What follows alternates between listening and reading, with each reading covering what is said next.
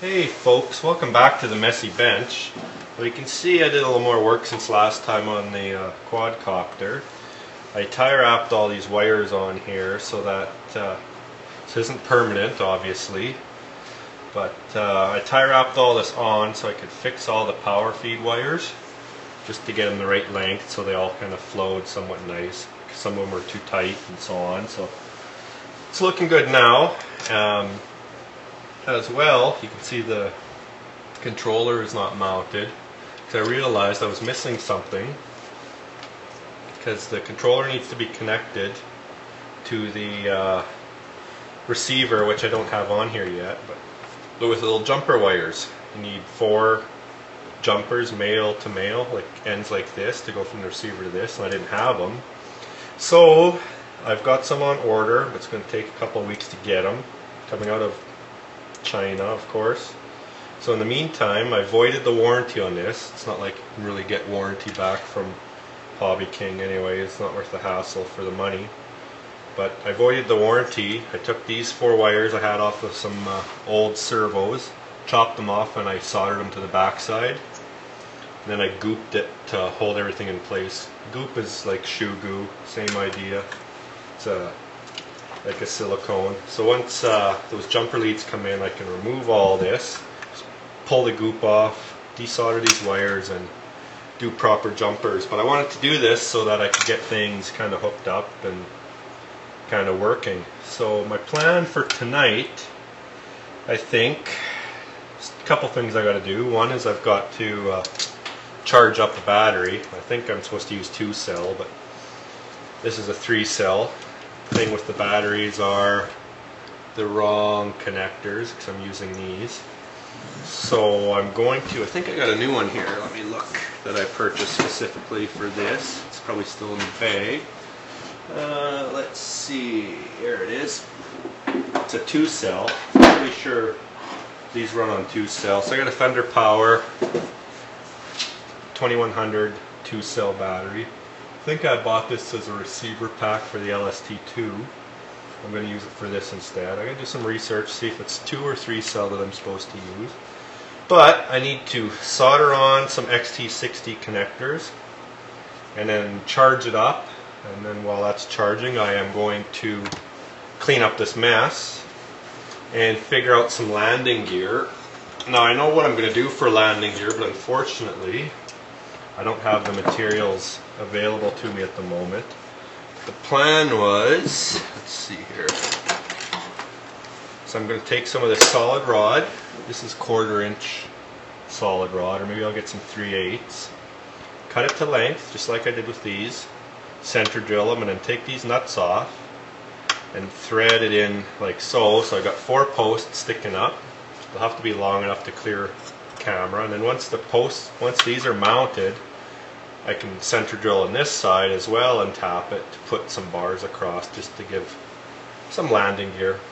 Unfortunately, I don't have enough of this, so I got some of the tubing, but that doesn't do me any good. So I think in the meantime, while I'm waiting to get some of that, I'm just going to take some of this channel, like I've got, take these bolts out, drill holes, and just put pieces of channel for it to sit on. That'll be, I think, should be good enough until I can do it properly. So let's clean up this mess and get going. Well, I'm finally getting a chance to use these XT60 connectors. I've only soldered 1 lead on so far, you can see, and already I can tell you, I like these better than the T connectors, or as you're probably know them more as the Dean's connectors. Sorry, these Dean's connectors. For a couple, this is the connector that was on this battery, which is Great Hobby's 3-cell 2200. There's a couple reasons. First thing is that I like is it's much easier to solder, especially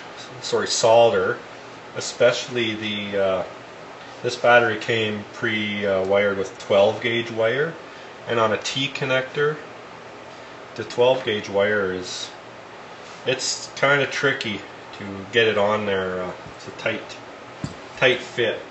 So that's the first thing I like. Second thing I like, let's tighten that up good so it'll hold it better. I'll show you here just with this heat shrink.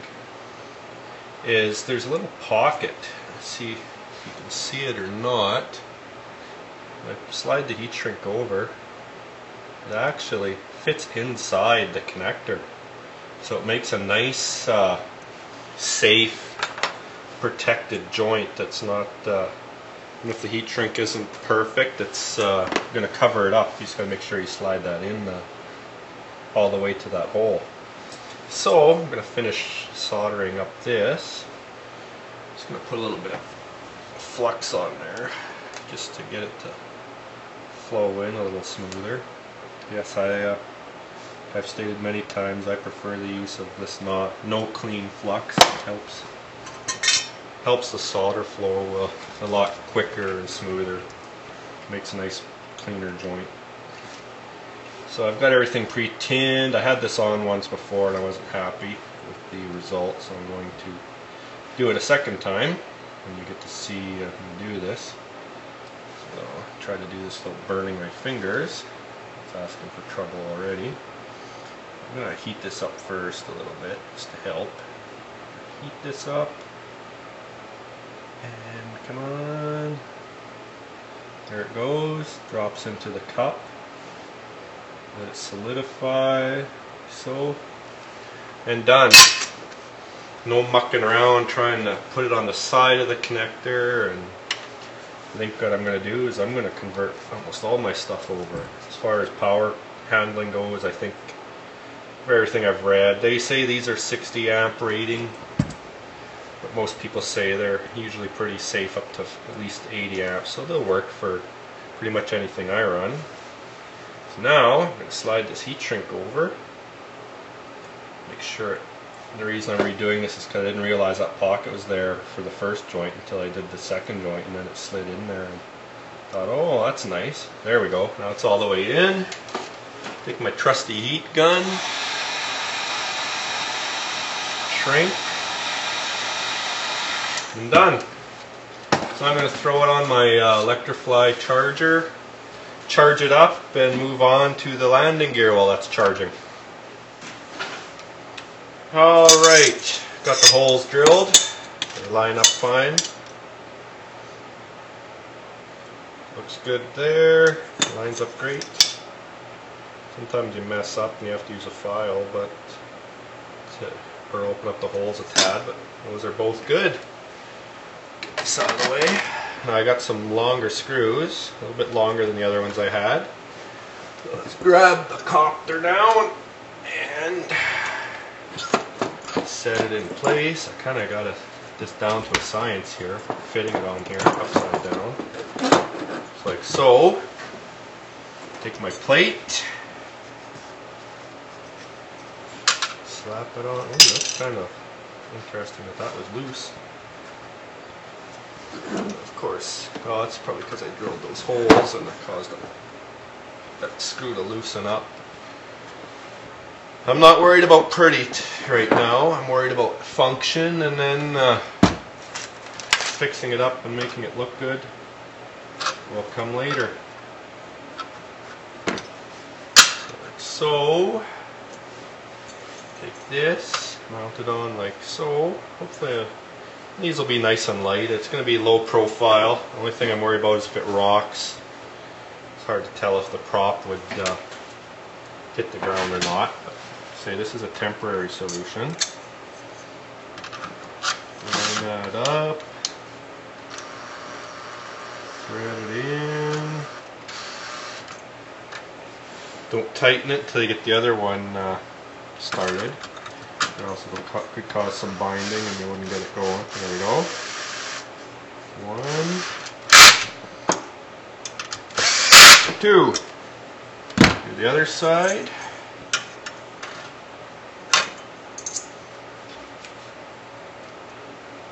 Still help with some stability. It could have sat on this, but then it would want to tip over, so hopefully this will be enough to keep it from tipping.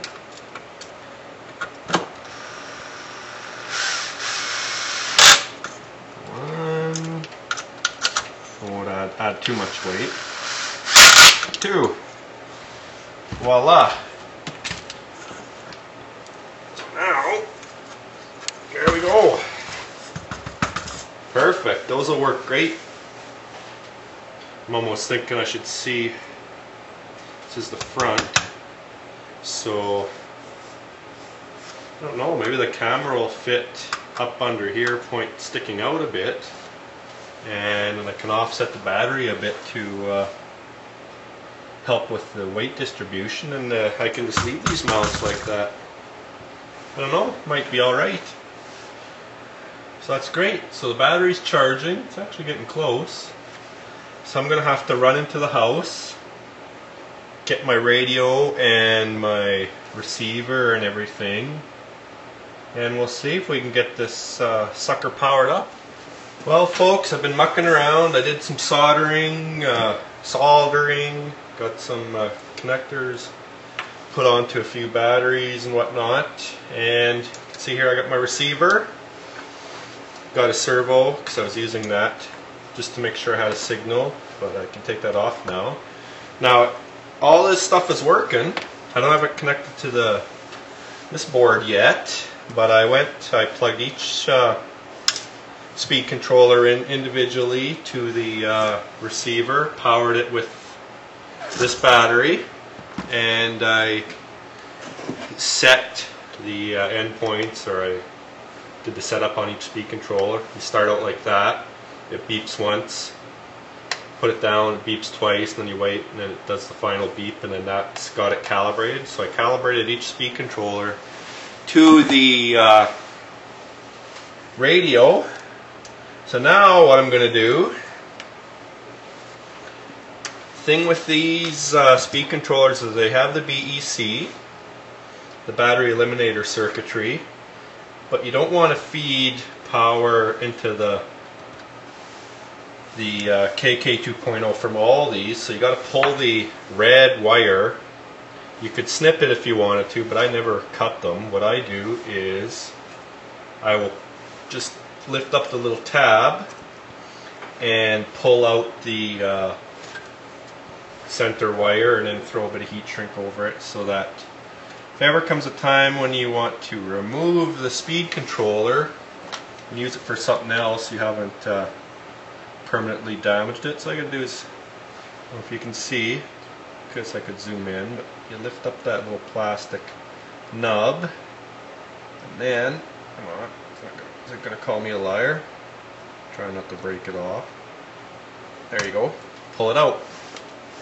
So I'm gonna, and then I'll take some heat shrink to see what I've got. Should have some small stuff. Here's some heat shrink. You could use tape if you wanted, but like you've learned in past videos, I'm a proponent of heat shrink. So I'm just going to take some heat shrink, measure it up, take my trusty electrician snips, give it a snip. Might as well cut 3 of them right away. 1, 2,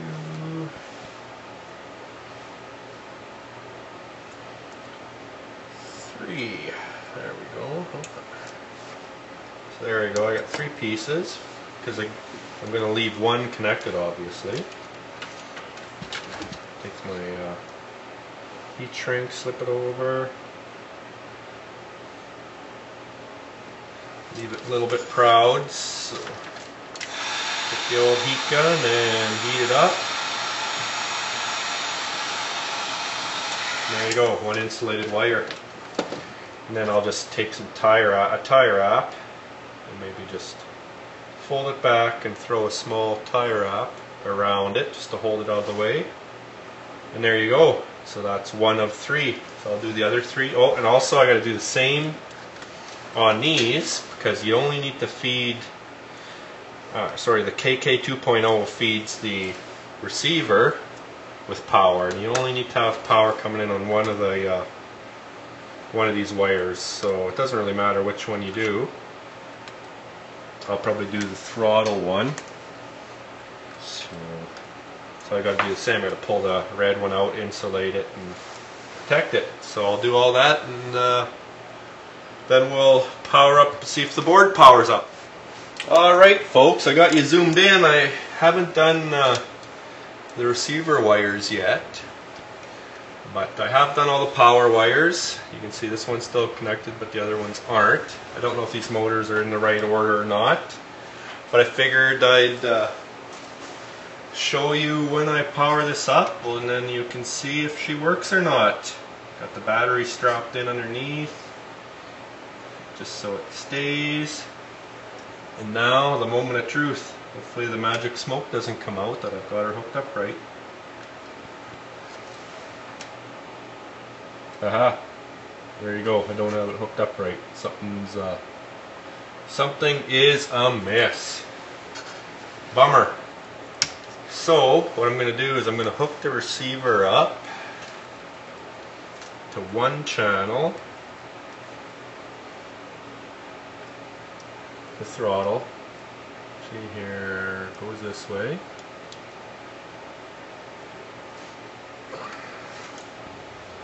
Just to see. Actually, I'll hook a servo up as well, and that'll tell me if the power is coming through to the receiver.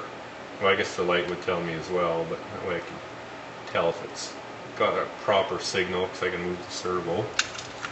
If something's not right, I'll just leave this to the side. You don't need to see that. Grab my radio, turn it on, and let's try it again and see.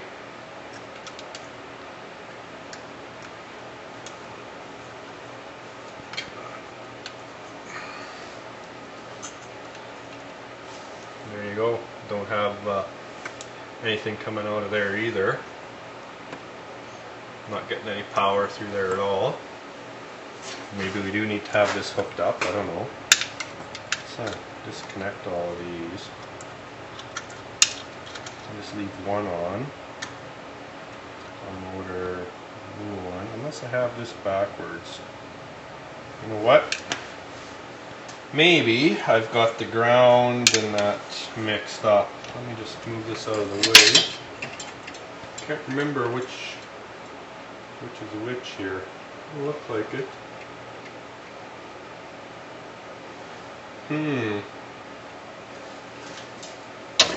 That was kind of anticlimactic. I was hoping it would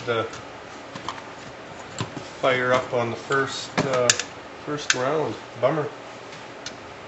So I'm going to plug this in to this receiver, to the throttle. Make sure everything's, there we go. That's working. Servo's working, so there's power coming out of the unit. So if we plug this in. Oh! Look at that, we got a backlight. But that's it. Doesn't boot up. So the power has to go into motor 1.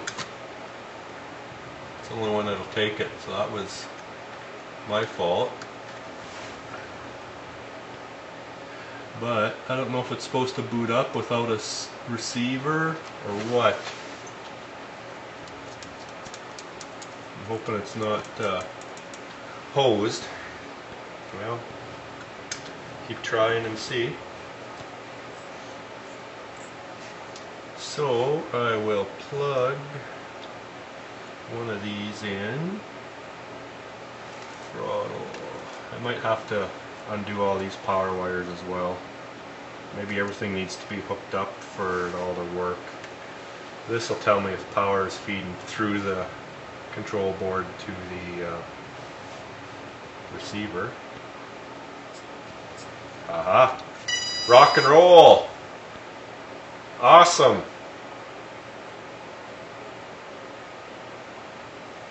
It's on safe.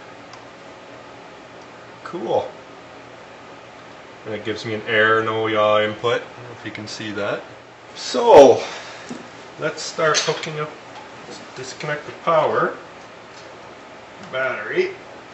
I'm gonna have to swap some of these motor leads around because I'm pretty sure this is motor 1 and that's in motor 1 connection, so I think it goes 1, 2, 3, 4, but I have to double check. But regardless, let's see here. We have them swapped. There's 2.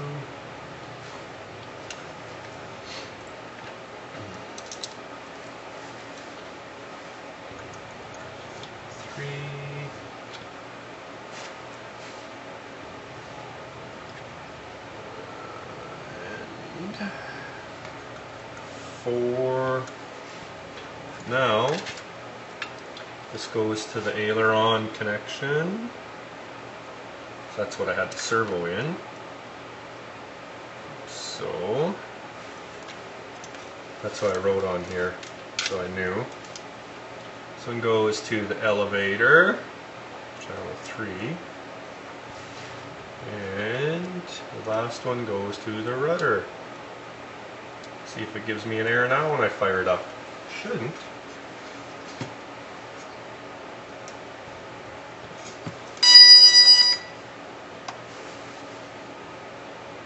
It says okay.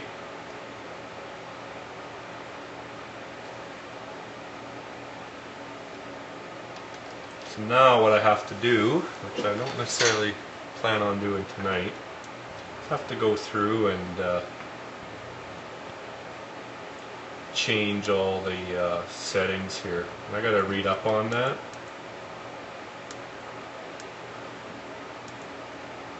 It's pretty cool though. It's an amazing little unit for the amount of money you spend on it. It's like 25 bucks. It's quite impressive. Some people gripe and complain about stuff in China. Yeah, there's a lot of junk that comes out of China, but then you get something like this. It's, I don't know, it's pretty cool. Here's where we set the type of helicopter. Pretty sure you can probably see it. I could probably zoom in a little more. It's going to be a quad rotor. I think this is considered a... So you can either run it in a plus mode or an X mode. So I think in a plus mode this will be forward, back, right, left, whatever, but in an X mode it's a little different, so I'm going to have to read up on that. I think with my frame I could run it in either direction, but I think, I don't know. Are you sure? Yes.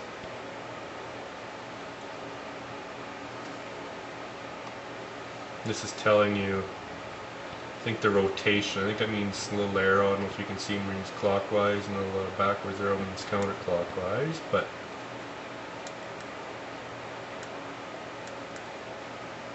hexcopter, octocopters, H-copters, airplane, you can use it for an airplane, not sure why you'd use it for an airplane. Flying wing, it's pretty cool.